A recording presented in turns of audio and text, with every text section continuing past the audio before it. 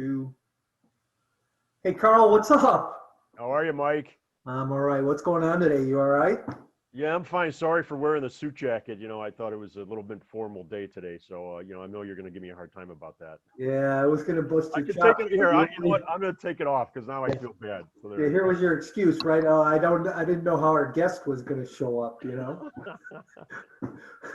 All of a Oh no, sudden, no, I wasn't worried about our guest. I was worried about you. yeah, yeah. Well, you know me, I don't think I'm going to wear a suit coat on Saturday, that's for sure. All right, let me start this thing. Well, good morning, everybody, and welcome to the Saturday morning Multifamily Unplugged. Hey, this is the #1 Saturday morning radio show, the real estate investor and for real estate professionals and property managers, where we dive into raw, unscripted conversation about multifamily real estate and about property management and current events. And one of the things we like to do is we just kind of pick up a current event, see what's going on in the marketplace, see what's on the news. Really a couple of topics that we like to get into depth, get into deep, and not have any fluff or conversation, but real factual data. Well, I'm Mike Morawski, and I'm joined by my co-host this morning, Carl Moose. Hey, Carl, you want to say hi quick? Yep. Hello to everybody. All of you, that have listened to us before. Welcome back for new people. Glad to see you're here. Thanks, Carl. And we're spontaneous and real. It's raw and unscripted, and so we're going to make some mistakes along the way, and we're going to have a little bit of fun. We have a guest on this morning, Jorge Abreu. George, you want to say hi real quick? Good morning, everyone, and thank you for taking the jacket off, Carl. You feel pretty bad there. Oh, good. See, Carl, and you thought I was going to be the only one. So. All right, well, let's get engaged in some conversation here. That's what this is about. And every week, my co-host Moose and I, we, take our 50 years of experience and knowledge in the multifamily arena, and we bring it to you to help educate you and help you along a little bit more. So let's make sure you grab your coffee or your mimosa and sit back and enjoy this ride. Hey, today's show is sponsored by the Multifamily Global Summit, where on October 15th through the 17th, you can join us for 3 days of networking, education, and fun, where we're going to be joined this year by the top 20 multifamily real estate investment specialists from around the country, where they're going to talk about their tips and their tricks on how to grow your multifamily real estate portfolio, your property management business, and how to get better at what you're doing. Matter of fact, our guest today is one of the speakers at the event. We thought this would be great as we start walking towards that. So go register for the event, go to our page, like it, share it with somebody else. Make sure you guys talk about it. That's one thing that I people have been telling me that I forget to do is talk about you going and liking this and sharing this. So please make sure that you go out there and do that. Well, let me introduce our guest, Jorge Abreu. He is been investing in real estate for over 14 years. He started in the single family real estate space, and now he's in multifamily properties. He's wholesaled over 200 properties, fixed and flipped 100 properties, and developed several new construction projects. Over $8 million in ground up projects. For the past 3 years, George's sole focus has been on large multifamily properties. He invests both actively and passively, a full-time multifamily investor. He's involved in about 4,000 units that he's going to talk to us about today. George is the CEO of Elevate Commercial Investment Group. Also, he owns J&T Construction. They focus on helping multifamily investors with their full renovations. He's based out of Dallas, Texas, where he currently lives with his beautiful wife and 3 young girls. And he says that that's the reason and the people in his life that keep the fire burning for him every day. Hey, George, welcome. Sounds, Thank you. I love your bio, and always love introducing somebody who's smarter than me or Carl. So that's nice to know. Both of us combined. Yeah, right. Even all those years.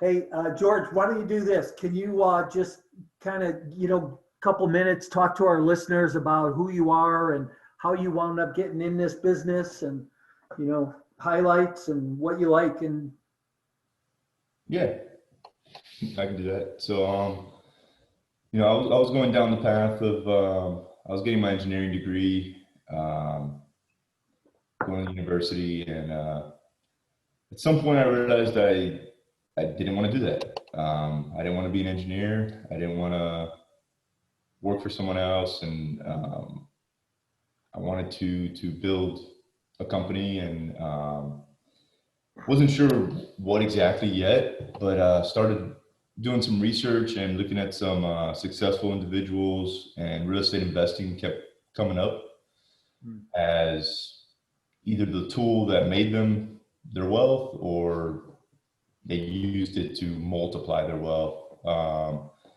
So I started going down that path, and started with single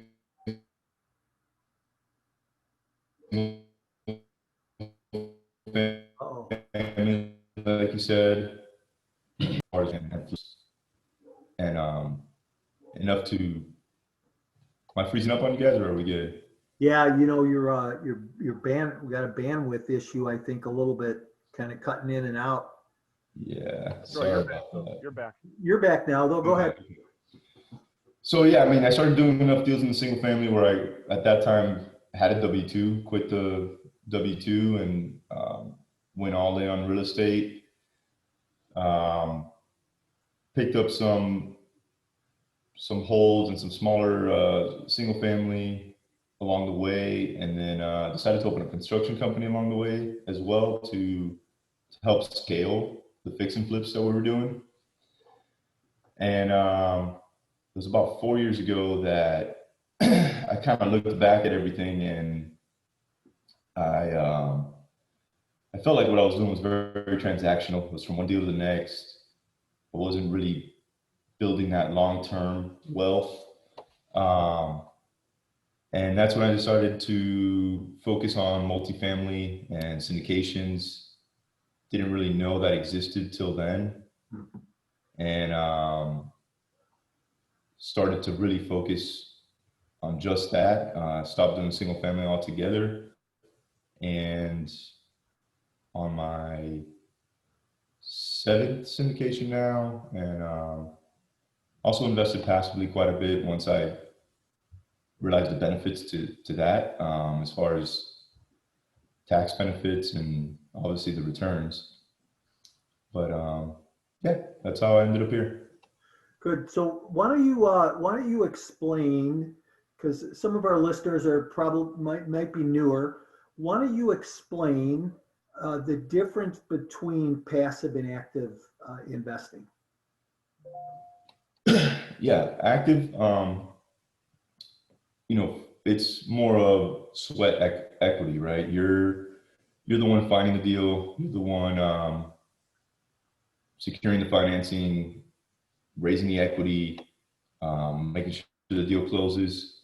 Then once it closes, you're the one managing the asset, making sure it performs,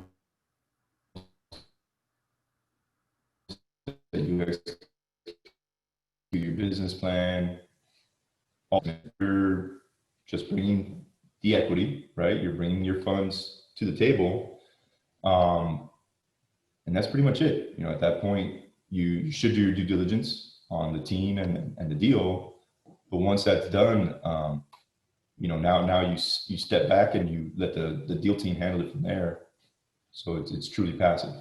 Yeah, you broke up there for a moment, but I think right when you were talking about the difference between active and passive. So yeah, I mean, it sounds pretty simple and common sense. If you're active in the property, or you're active in the management or the business, then you're considered an active investor. If you're just an investor, and you're getting a K1, if it's a LLC or whatever, then it's truly as passive. But a lot of people don't. I'm glad you mentioned that, Mike, because a lot of until you actually go down that road, you don't you don't always have that distinction. So I appreciate that. Hey, let me just mention real quick too, if anybody out there has any questions for George or Carl or I, the chat box is open. Drop something in the chat there. And if you just even want to say hi, whatever. So So George, what was a defining moment for you? You know, obviously you were in the single family doing fix and flips. Carl and I, our background is the same thing, and then went into multifamily. What was the defining moment for you that you finally just said, hey, you know, I've had enough of residential or single family residential, and time to go on the multifamily side? No, I think it was my family was growing, right? You know, like you mentioned in my intro, I've got three little girls, and I just had no time. You know, my time management was horrible. I couldn't separate myself from the business,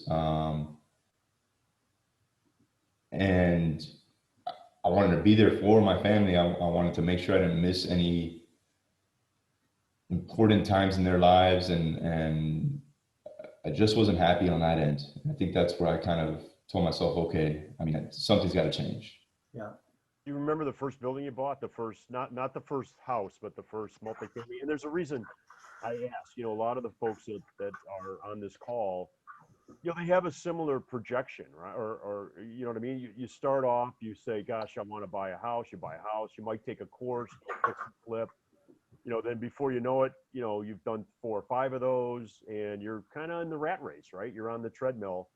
And, you know, it sounds like you went through that. I know I went through that, you know, and then I said, forget it. I'm going to get into the multifamily because it was more of a business, right? It was more of something that you could really, you know, put some systems and some practices and some standards in place. So I'm just curious, you know, do you remember when you made that transition? You know, what was the first building you bought? I'm just interested in hearing that story. Yeah, it was smallest one we've bought so far. It was a 37 unit. And yeah, I mean, it was a big deal, you know. That was the first step to the new path I wanted to go down, and it was a great feeling getting there. Yeah, that was about twice the size. The first one I bought was 18 units. So that's, I mean, that's still a pretty good sized building. You know, I mean, you know, I tell people, I know Mike leads people down this path as well. You know, I always tell people I made a lot of mistakes on that building, right? And if I did one mistake per door per year, that was 18 mistakes, right? So if you're, you know, if you're looking at getting into this from never owning property before or transitioning from single family homes or fix and flips, I always recommend that someone buys, you know, what I call a 2 to 4 to 6 flat, you know, smaller property. You know, it's a little bit different than managing a house. You're going to make mistakes. However, they're not going to be as many, you know, it's not going to be multiplied over a lot of different units. So 36 units, that's a pretty good sized building. Well, I take that back then. So I did a fourplex years before that. That the 37 was my first syndication. Oh, gotcha. Okay. Yeah, and a lot of mistakes on that first fourplex for sure. Yeah, you know, that's how we learn though, is we learn by those mistakes, right? And anybody who says, oh, I don't want to make any mistakes or I can't goof up, you know, I think they're wrong, because I think the best way to learn and the only way that we really learn is by making some mistakes. You know, even just a little stubbing your toe, right? It teaches you to walk a little bit different way. Hey, one comment I want to make. You mentioned something that I just find very important in any real estate professional's life, any real estate investor's life, is time management. You know, you talked about, hey, I want to spend more time with my family. My family was growing and I wanted to do something that I had more control of my time. You know, we get so stressed out and so overworked in this business that if we're not cautious about it, you know, we can let it overtake us. And I've been there, I've done that, right? So the one thing in my coaching business, what I teach my clients is time management and how important it is to have a better quality of life. You know, the deal doesn't matter. You know, I'd rather walk away from a deal than if it's going to take way too much time and take me away from my life, you know, because the quality of life is more important today. And I think that's what's important, or should be, you know, important in our lives about that. So does your family have a background in real estate, or is there anybody else, your brothers, or do you have any other relatives that, you know, how did you get the real estate bug, I guess is the question. I know you said you didn't want to go down the engineering, but you could have done other things. You could have bought a Jimmy John's, or you could have started a trucking company. But when did you get the real estate bug? Yeah, I mean, I definitely have family members that are either in some type of industry that has to do with real estate or that have owned, I had an uncle that owned smaller multifamily.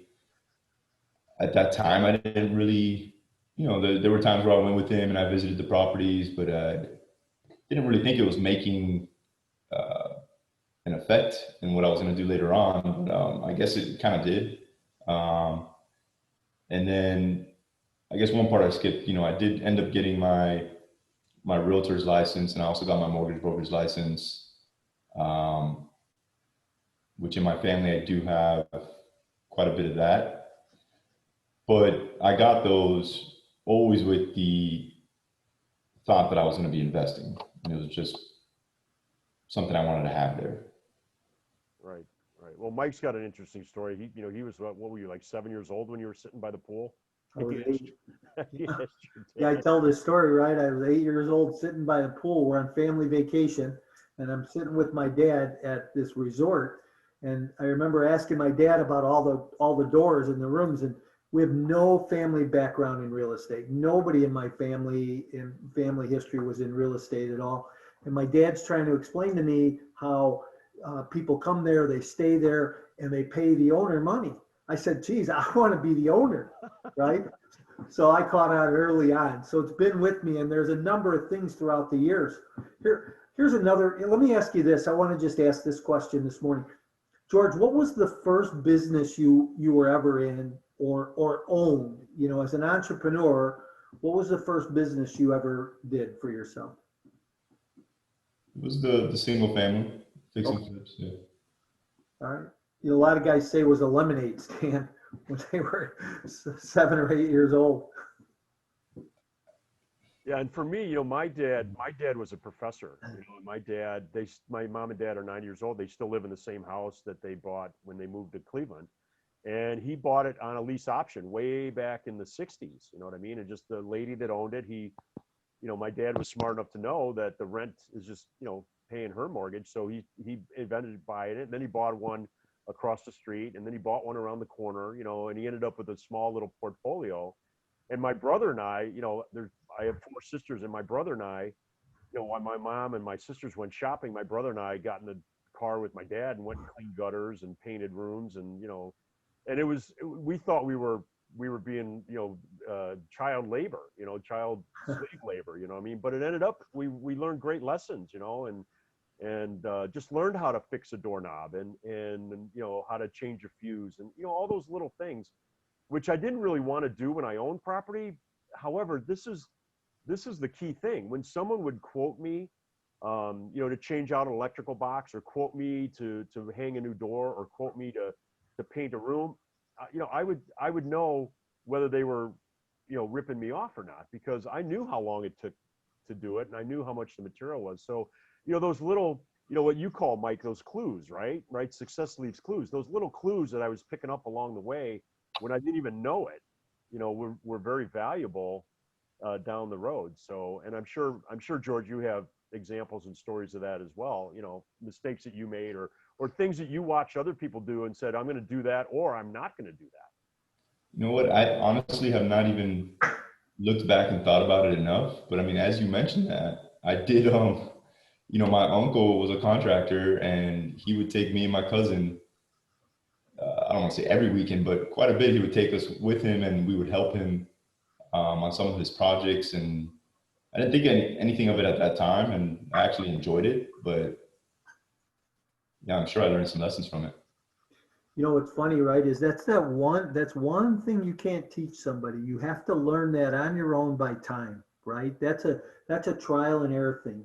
I need to have a bathroom put in, and I have 3 contractors come over, and I get pricing, and then somebody does the job, and I watch it, and I look at it, and I ask them, that's something that over time you get a handle on. I was doing a meetup call the other night, and somebody said, well, how do I know? I said, well, it's hard to explain somebody, right? It's hard to teach somebody that, but it just happens over time. So, and you kind of get a feel for it. So, and I know you're in the construction business. Talk about that a little bit. No, I mean, what you said is, sorry, I've got this fly that's driving me nuts. Uh, yeah, like you said, I mean, a lot of it comes with the experience of it, you know. When I first started with the construction company, you know, we had obviously had to bring on crews and subcontractors, and it's a lot of this stuff is like, okay, well, how do you know if they're giving us a good price or not? And I did a lot of it in the beginning on my own to kind of just get a feel for it. And I was framing walls. I was mudding the drywall. I wanted to really know what it takes and how much time it takes to do these things. Yeah. Well, I totally agree with that there's valuable lessons, even though you may not want to do it long term, but just getting your hands dirty. And like you said, Mike, keeping an eye. And, I'm a big mindset guy. That's my thing is mindset. And I always tell people, follow your intuition. If something doesn't feel right, or you get that weird feeling in your stomach, a lot of times your intuition is right on, so even if you don't have a ton of experience, but there's something that just doesn't feel right, pay attention to that. You know what I mean? And I know I have examples of that. I remember a couple times I walked into a building and I literally didn't get 5 feet within the front door. And I said, no, this isn't it. And it was just my intuition just saying, there's something about this building, or sitting at a closing and the deal, somebody trying to retrade the deal. And I just said, you know what, this isn't what we agreed to. It's my intuition just said, it's not working. You know what I mean? So always follow your intuition, because it usually is right on. Even if you don't know logically, or you don't know, cognitively, that your intuition is a very good barometer of what's happening. So I don't know, that's just my 2 cents on that. Anyhow, we got a question here, so let me read this. Hey, good morning, Paul. How are you? So Paul asks, so I am not very handy, but I'm more and more interested in trade skills and just home building in general. Should you compensate for that by partnering with someone who has that experience? What a great question. You want to answer that, George? Yeah, I mean, look, on multifamily, I'm all about partnerships. I think it's definitely a team game. Unless you've built a really strong team internally, that's obviously a different story. But I see no reason why you can't partner with somebody that has a skill set that you don't, and you guys got good synergy and you leverage each other's skills. Could make for a good partnership. Yeah, I agree. Even in the single family sector, I have a good friend up in Madison that when he first got in the fix and flip business, what he did was he partnered with a contractor, partnered with a general contractor, and he put all the money up and found the deals and did all the heavy lifting, and the contractor did all the heavy lifting on the renovation side, and they had a great partnership for a number of years. So yeah, it does make sense to partner with somebody from that standpoint, because now what it does is it gives you some education, especially if it's somebody that you have a relationship with and you can learn from them if they're willing to teach you, right? So yeah, and then the other question is, do you do that, how formal do you get? Do you fold them into the LLC? Do you make them a partner? Do you have some other type of agreement that says, if then, if you do this amount of work or this type of work, on this schedule, and you put some boundaries around it, put some parameters around it, because getting into a partnership can be like getting married. There's good marriages and there's bad marriages, just like there are partnerships. So really, it's a great question, Paul, and you really want to, think through it before you jump full steam into bed with somebody. I think there's another question too. Mike? Say it again. Yeah. Oh, I'm sorry. It was just to advance on the question. So George, tell us what you're going to talk about at the summit. I'm very excited to hear about that. Mike, what am I talking about? Sorry. I think more so your journey from single family and that fix and flip arena to syndication, how you made that transition. Because, you know, that I don't believe that that's ever an easy transition. You know, we have it in our mind and it's what we want to do and what we want to accomplish, where we want to go. But it's that first step, right? So it's how do you get yourself from the thought process to taking action and actually going and doing it? Okay. I like that. I haven't really spoken about that before, so that should be exciting. Yeah, it's a lot with mindset. I mean, you know, you're going from, let's say, buying $100,000 houses or 200,000 or whatever you're doing. I mean, I was even towards the end, I was building $1.4 million houses and flipping those, but even then, I still had to get over the fact that, okay, I'm going to start buying properties that cost 20 million, 40 million. You know, we closed a $90 million deal at the end of last year. So a lot with mindset, and then obviously I can go into more detail, but I should probably save it for the summit. Yeah, I didn't mean to put you on the spot, George. No, but you know, but you bring up a good point. You know, there's transition points, right? I mean, whether you're, you know, whether you own the condo that you live in now and you're thinking about buying a 2-flat, or you own a bunch of single family homes and then you want to buy that 10-unit building, or you might own a bunch of 10-unit buildings and now you want to start owning, you know, buying 50-unit buildings. There's those transition points, you know, and you know, I always found it very helpful to pick the brains of other people. You know, find somebody that's done what you've done and pick the brain with them, right? And pick their brains so that they can, you know, help you not make some of those mistakes that you've made. Is there anybody that, you know, anybody that was a mentor for you? I mean, is there anybody besides some of the folks you mentioned in your family? Yeah, and I mean, I would like to just add to what you said. When I agree with you 100%, I would say just try to find somewhere to add value to that individual. So they're a little more, I don't want to say they're not going to be receptive to you, but you know, if you're adding value to someone, then they're going to feel more compelled to give you more information and open up. But yeah, I mean, I definitely had some mentors. I had some coaches. You know, I did Dave Lindahl's coaching. I'm not sure if you're familiar with him, but Oh yeah. okay.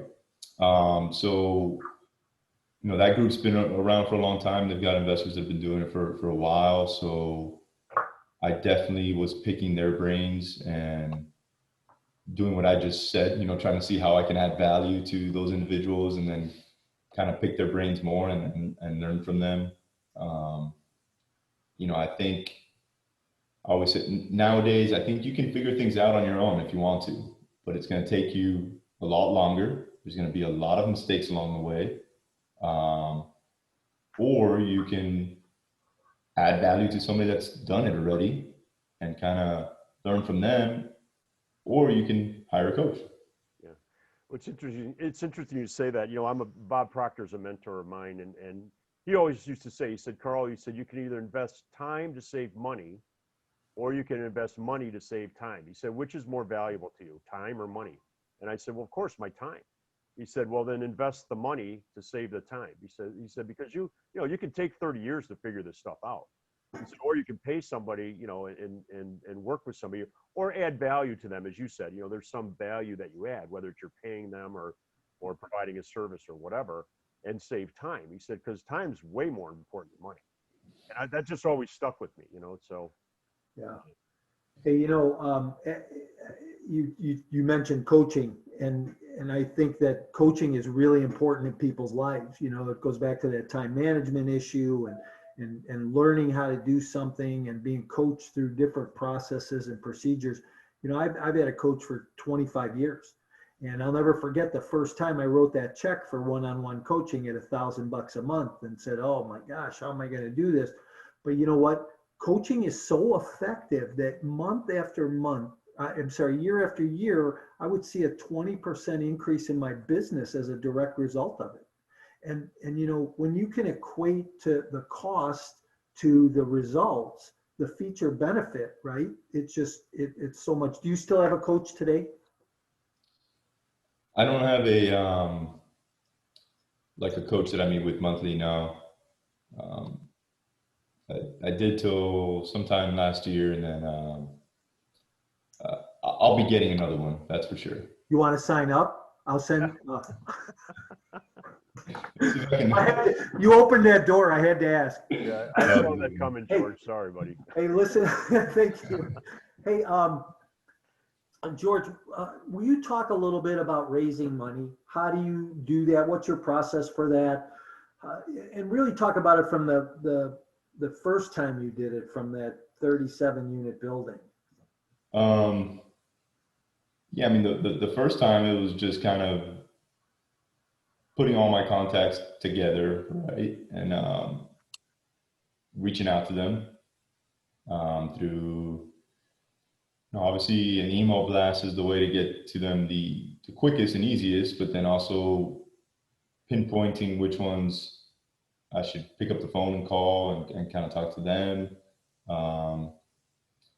Thinking about the closest relationships I have that would listen to me first. And from there, it's kind of involved. It started turning into now where it's more marketing and getting the word out about the benefits of multifamily investing. And I always tell my team we're providing. It's easy to sell because it's something we believe in what we're providing. In other words, like a lot of individuals don't know the benefits of investing in multifamily. Taxes alone, I mean, they're about to have to pay a massive amount of money in taxes. And right now, as we get close to the end of the year, there's no better time to invest in some multifamily properties. Yeah. So, you talked about end of year, right? What about where we're at in this pandemic and where the world's at? Where do you foresee things going, as we get, through the end of the year here into the beginning of next year? I can see the end of this. The part that's got me a little thrown off is the elections. That's the one that's a big question mark for me. I do see this pandemic slowly coming to an end sooner than later. And once that happens, depending on the elections, I feel like it's going to start. I want to say it's weird because it's not like, especially multifamily, it's not like we've seen a hit. So I do think some opportunities are going to pop up. It's not going to be anything like 2007, 2008.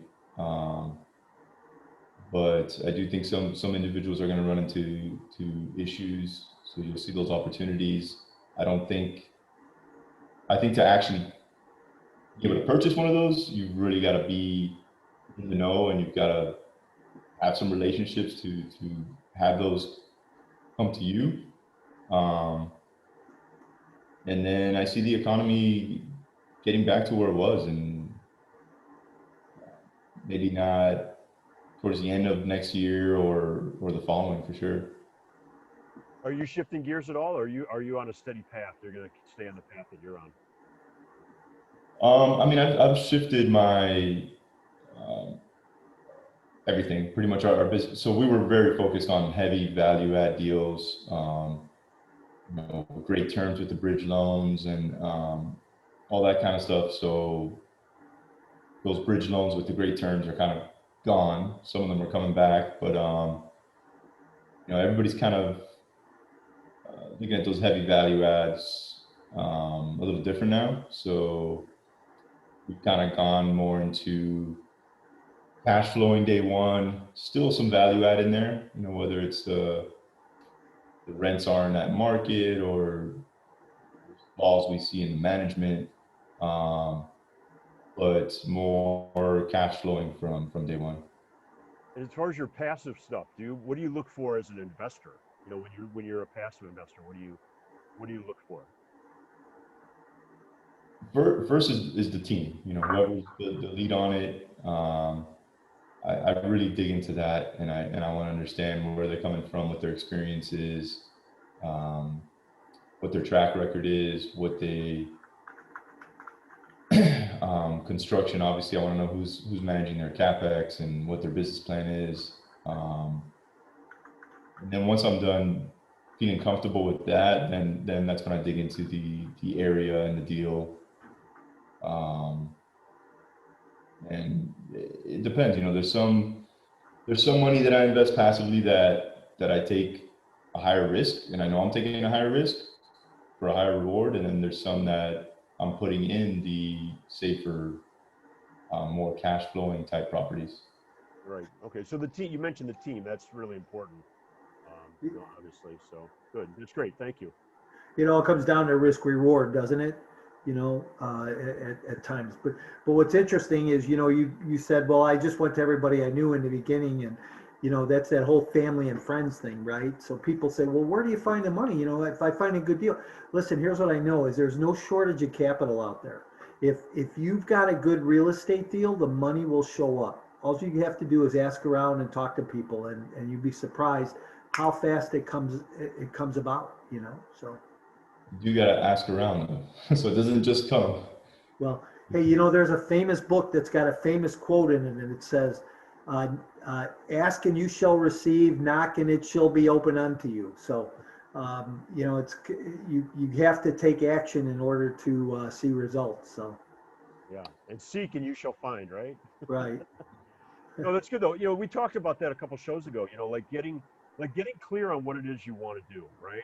From your perspective, you're going to listen to somebody that's very clear about what their goals are, what the end strategy is, right? And so you don't have to guess that. So, for the people that are just getting started and don't have the experience that you have or that Mike has, it's really important to get solid about what it is you're doing, why you're doing it, what the plan is, who's going to execute, how much capital you're going to need. All those things come into play because when you can articulate that, when you're on the phone with somebody or at a meeting, whether it's a Zoom meeting or meetup or whatever, then they're going to have more confidence in your ability to execute because you know what you're talking about.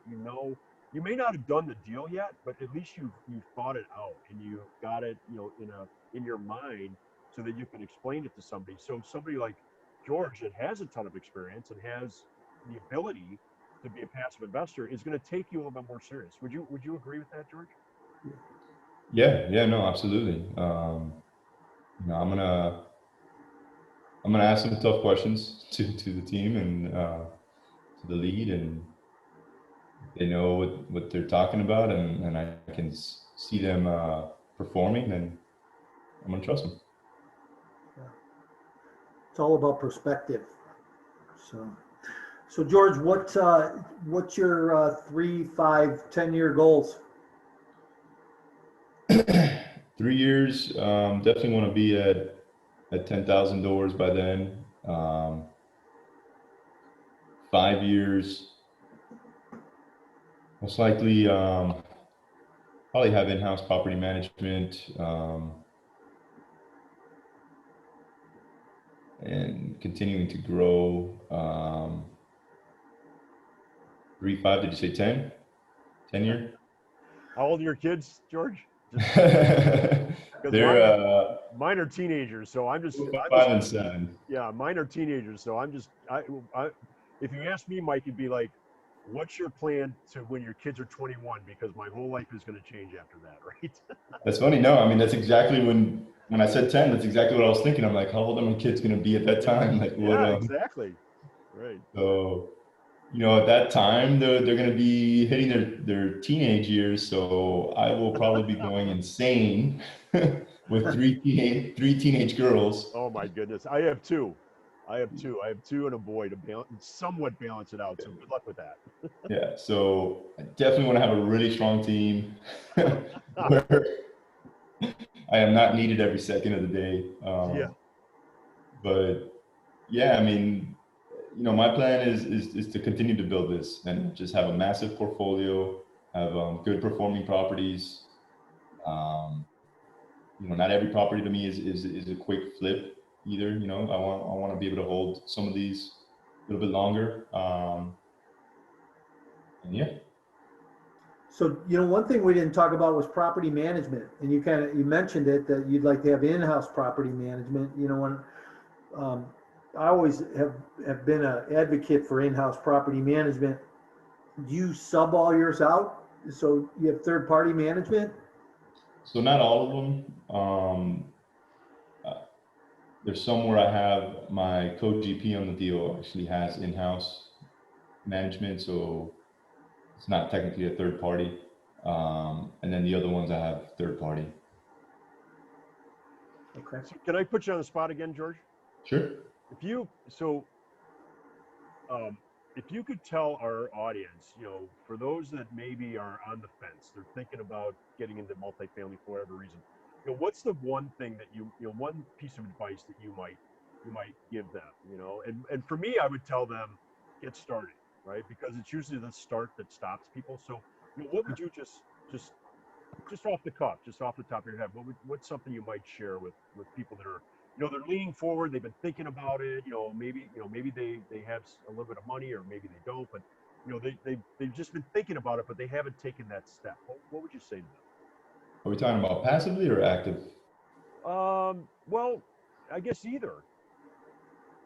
Yeah. Passively, I mean, in the passive end, I would just say that you're losing money by not doing it. I mean, that's unless you've got some other good tax strategies and deferring your taxes some other manner, and you somehow have not been affected with the craziness of the stock market. Sure, but if not, then you need to look more into it and get serious about it. Start looking up some syndicators and start vetting them and make a move. And then as far as active, I think the biggest thing I've seen that stops people is kind of, you don't instantly make money with multifamily, right? It could be a struggle. It could be a good amount of time before you start bringing in money. So to say I'm going to quit my job and go do multifamily real estate, I probably wouldn't suggest that. But you do need to get started, carve out that time you're going to spend doing multifamily, and then do it. So education is helpful, right? So, you got to get that little bit of education in order to take that leap, because in the education, there's power in the education, but the power becomes part of the execution. So that's where the power really comes from. So, it's just a matter of getting smarter at what you do and then moving forward. So. Hey, if anybody wanted to get a hold of you, George, have we talked about that, Mike, or what? No, go ahead. Yeah, I was just going to go there. It's like 10:44, so we're getting down to the end here. So, if anybody wanted to get a hold of you, what's the best way for them to do that? If they visit my website, Elevate CIG, so it stands for Commercial Investment Group, elevatecig.com. We are, see, that fly is still there. We are, we're updating the website weekly. It's got a ton of content on there. And then, if they want to shoot me an email, they can shoot me an email. It's George or Jorge, JORGE at elevatecig.com. If they mention they watch this, I can send them over some free content, bunch of checklists I have and other stuff. That's great. And it's, so let me I put it in the chat. So it's www.elevate, C as in Charlie, I as in India, G as in golf. Yep. Okay, cool. You got it. Great. And then you're going to be, Mike, do you remember what day George is speaking at the event? I do not offhand. I don't have the schedule in front of me, but here's the deal. If you're there all 3 days, you're going to see him. So. Yeah. And so, and the reason Mike approached me and said, hey, listen, I want to do this event. I want to give back. I want to create a community. I want to bring people together to educate people that are interested in multifamily. So that was the whole genesis of the Multifamily Global Summit. And, I think it's going to be awesome. I'm going to listen to every speaker because I know even with my experience, I'm going to learn things. from guys like you and from the people that are going to be there, because it's 20 speakers over 3 days. It's going to be 25 hours plus of content. It's really going to be a great event, and I'm not just saying that because I'm speaking there. I really do believe it. It's a good lineup. I mean, Yeah. the speakers. Yeah. Yeah, there's some hitters that are speaking. So, and I have to say, not just some, but every one of the speakers is coming to the table with something different that somebody can learn from. And I know I'm speaking, and I'm good, want to listen to everybody else. And here's what's nice: as a VIP and part of the VIP package, you get all the recordings. So you're going to get like 25 hours, over 25 hours worth of material that you can listen to over and over or at your leisure. So it's definitely an event to be at. So. And by the way, including you, George, we're going to record you. I hope you know that. Yeah, I'll be more prepared for that. There's our disclaimer right there. We're going to record you, George. So just Check the bandwidth, George. Yeah. Any last thoughts or comments for the listeners, George? I kind of always end it with this: is just make sure you focus. There's a lot of noise out there. If you really want to do multifamily, if you really think it's a path you want to go down, then focus on it. Don't get distracted with other things, and get educated, like you said, and take action, like Carl said. Yeah. Great. Thank you, George. Really great to get to know you, and I look forward to getting to know you a little bit more. Mike, take us home. Yeah, Carl, thanks for being here again this week. I appreciate it. Every Saturday you're here, and I can count on you, and that's good. So, hey, I just want to say thanks to all our listeners and everybody who was checked in today. George, for being here, I really appreciate it. And I know it was kind of short notice, but you were able to step right up, and I appreciate that. Have fun with your family this weekend. I hope you guys can enjoy some weather down there. And Carl, have a great weekend. Listen, thanks for being here. This has been the Multifamily Global Summit, who was the sponsor for Multifamily Unplugged, your Saturday morning raw, unscripted radio program. And we're out. See you guys later.